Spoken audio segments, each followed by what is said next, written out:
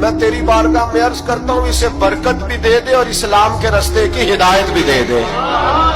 حضرت ابو معذورہ کہتے ہیں سر پہ ہاتھ اور ادھر دعا، بس میرا کام بن گیا۔ فرماتے 15 سال کی عمر میں نے کسی سے مشورہ بھی نہیں کیا، میں نے کہا اشہد ان لا الہ الا اللہ واشہد ان محمدن عبدہ ورسولہ۔ کہتے سنو دوستو، کلمہ بھی پڑھ گیا، عشق لگا سی کھیڈا کھیڈ دی نو تے مینوں کھیڈاں بھول دے میں کجل پایا سی یار دے ویکھنے نو، پھر اودی یاد وچ روندیاں ہی ڈول گئیاں۔ حیدر شاہ اس گلی کدے نہ رول دی پر ہن تے رول